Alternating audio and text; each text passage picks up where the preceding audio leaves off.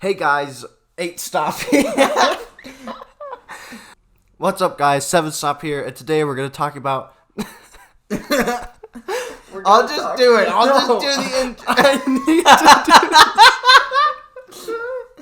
I need to do this. Guys, this is like the 4th time he's messed this up. It's a really simple intro. Hey guys, what's up? Welcome back to this video. Today we're going to talk... What's up guys, 7 Stop here, and today we're going to talk about why nothing is immune from criticism. Holy crap, he did it. I did it! Yes! It took him like 10 tries to get that intro correct.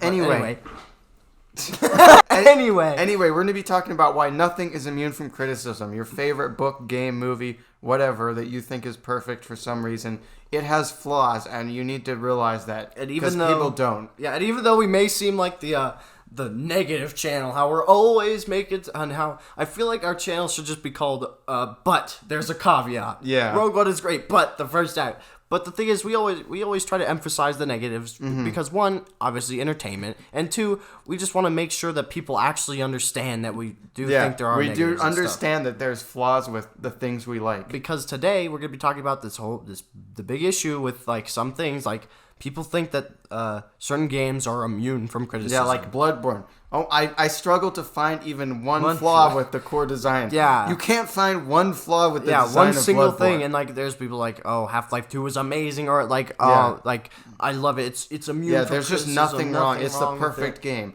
But there's no such thing as the perfect game or movie or book or anything. No. So it's like politics. Everyone who doesn't agree with me is just stupid or misinformed. That's what everybody thinks. Yeah. And, like, everybody seems like, again, for Bloodborne and like Halo CE. And Halo CE is just a masterpiece. There's nothing wrong with it. And lots of people like to whip out the good old, oh, it's old. Yeah. Can't criticize it's old, it, so you can't criticize it. Yeah, like, oh, it's old, but you can't criticize it. But the thing is, if it's old, sorry. Yeah, it still even has if it's something wrong old, with it. it's still a game that we're considering. If you consider something old your favorite game, and you've played modern games, you have to compare them all on the same level, because you're competing for one single spot, the best game. If it was like, oh, well, it isn't as old as this, that means every game should be pretty much perfect. Because, like, if you, like, oh, Halo CE, it's old in 20 years from now. Oh, hey, Battlefield 1, you can't complain, it's old. Yeah. That's just, like, that's not a fair thing to say. Yeah. Oh, it's old, so you can't complain, yeah. And even old games, I think they can still be compared to today's games. Because obviously there's technical differences and the graphics aren't as good and stuff. But just because it's old doesn't mean it can't accomplish the same things that games now do. Yeah. You can still have an engaging story. You can still have good writing. We've had good writing since the beginning of time, okay? Yeah. Movies as well, some people fall into this pit. Some people like to say, oh yeah, like my favorite movie is immune from criticism. Like, oh, Empire Strikes Back, immune from criticism. There's nothing wrong with it. There's nothing wrong with it. Oh, my favorite movie, nothing wrong with it. My favorite book, nothing wrong with it. Yeah. Obviously, there has to be something wrong with it. There has to be some sort of character that there's always a flaw. Up. Like, even if you can't think of one, there is a flaw. To someone else. Like, for example, Bloodborne. I admit it's still good, but like for me, it's not that great. But to other people really like it. That's great, but you still have to admit, for some people, it's just not as good. Like again, movie wise, I'm not a huge fan of like drama. Well, some dramas are good. Mostly like romance. I'm not a huge fan of romance and stuff like that. So obviously, I'm going to be able to find the criticism. Yeah. So when you're the less you're enjoying something, the easier it is to criticize it. So obviously there's criticism for everything, but the thing is, people get so like wrapped and like involved in their own like, oh, it's amazing. But the thing is, you like action movies, so obviously the action movie is going to be good. Yeah, because you like action movies. You have to understand your personal biases and how that affects your judgment of properties. Yes, exactly. And this also, books are pretty close to movies. Obviously, you'll find honestly, I can't think of anything I don't like about Harry Potter, but I don't, except maybe, I don't know, some of the earlier stuff isn't as good. But it doesn't mean, just because I can't find something that I don't like, doesn't mean there isn't something that isn't good about it. There's some sort of character. if you reread it, I'm sure. Yeah. If you rewatch, if I reread it and I looked for something that I didn't like, I'm sure I could find it. I'm sure you could find it and stuff like that. That's also another thing that people do. They play it once or they watch it once, and then that's it. They completely they never play it again. The first time you watch or play or read something, it's always going to be, or almost always going to be the best viewing or whatever, because you're just enjoying it and not analyzing it. Yeah, you're not analyzing it like crazy. That's why we think Rogue One. We made a video about why Rogue One is good, but the thing is, we've watched Rogue One times. over and over and over. Like this past maybe 2 months, we probably watched Rogue One like 4 or 5 times. Really? No, 3 times. 3 times, yeah. But like, it's still held up every single time. So and we've specifically looked for bad things and things to criticize and still flaws and analyze the aspects of the movie, like the production and the characters and the writing.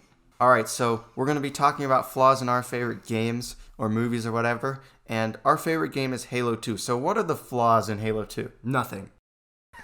In all seriousness, though, we do recognize there are flaws with Halo 2. Number 1, the difficulty on Legendary. Of course. Yep, broken jackal snipers. It's just crazy absurd sometimes. Yeah, it could be really horrifying. Like, and even though there are some Gravemind Legendary. Yeah. Oh my gosh, that mission would be awful. Like, literally, the text doesn't load in for like the near the bottom, like left or right. The text won't even load in before you're dead. I did it on heroic like a week ago, and that was plenty for me. It was actually still pretty difficult on heroic, but it was and we're really competent players.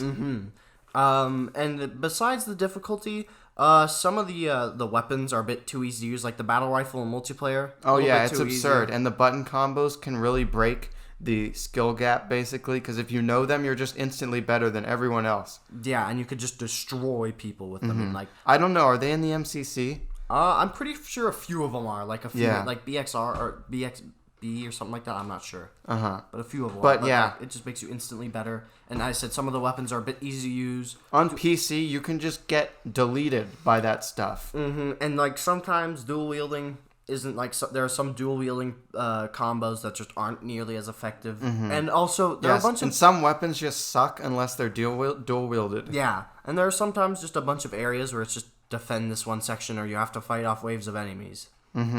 Yeah, and the level design is much worse than Halo 3, which comes after. Yeah.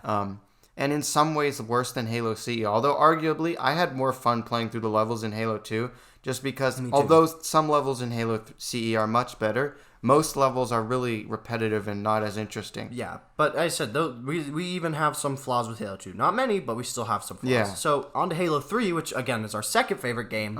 We really like Halo 3. The level design, as I said, really good. But the biggest flaw with that game is its story. The story is just gosh. Yeah, like, a lot of people criticize Halo 2's story for some reason I can't figure out. That's one of those things I just genuinely can't understand. I can't understand where they're coming from. Halo 2's story is really good. It excellently portrays the Arbiter and the Chief and all the different sides of the conflict. But in Halo 3, it's like they did damage control because people didn't like Halo 2 for some reason. So the story kind of takes a backseat in Halo 3. Yeah. And it's not as good. There's some great lines, but overall, it's not as good. Yeah, the Arbiter and Johnson just kind of, the Arbiter kind of just gets demoted to a sidekick. He's just kind of there and hangs out. Not really like the cool protagonist from Halo 2. He's just kind of there. He just kind of hangs out. And I was so excited after playing Halo 2 to play Halo 3 and find out more about the Gravemind and the Flood and everything. But none of that was in the game. Like, there's Floodgate, and pretty much what happens is you're fighting the Covenant. Covenant. Don't get to even see the Gravemind again. No, pretty much what happens is the Covenant exists, and then boom, the Floods show up at the very end. But, moving on to... And the writing. In a lot of places, the writing just isn't as good as Halo 2. In Halo 2, every line is good. Yeah.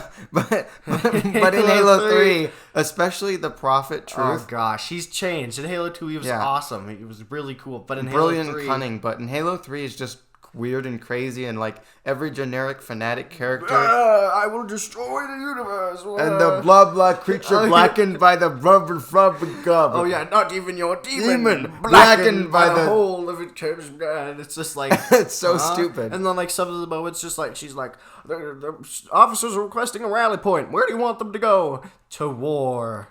And then, okay then. Where? Seriously, where? But anyway, even though we're criticizing this game so much, we love the level design. It's so fun to play through. And there's so much replay value in this game. Yeah. So and the multiplayer is really good. It's really hard to find flaws with the multiplayer. Yeah, but some weapons aren't really balanced that well.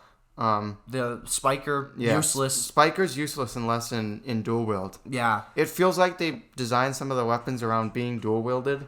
And so they had to be just awful in the regular version. Yeah, and they had to make, like, again, sometimes it just kind of feels like the BR is the only thing. Like, if you go up against a BR with pretty much anything else except a power weapon, you're pretty much screwed. Yeah, if the person's good. Yeah.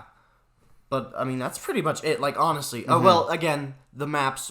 The maps are really good, but we play them so much because we play on MCC, Halo 3 a lot, and in MCC, you just get the same maps over and over. Yeah, but that's not the fault of Halo 3. But other than that, that's pretty much it. As for our favorite movies, Guardians of the Galaxy is probably my personal favorite movie.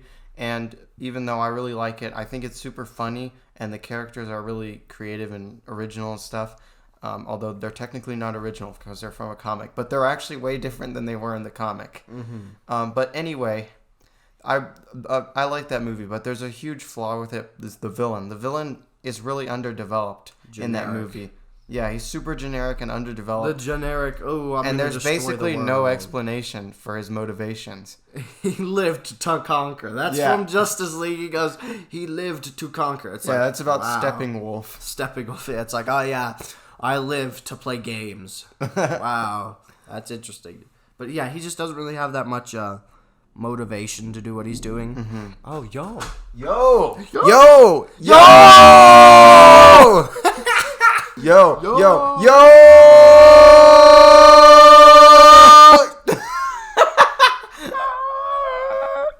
Alright, so episode 5 of Star Wars, The Empire Strikes Back, is probably my favorite movie alongside with The New Hope, and I absolutely love it. But even I can recognize that during the middle part of the movie with Leia and Han, it can get a little bit boring just kind of watching them sitting around and like you're kind of just sitting there waiting for it to finally happen. And sometimes C-3PO can just say some stupid stuff and the character's like, shut up. And you're like, yeah, shut up.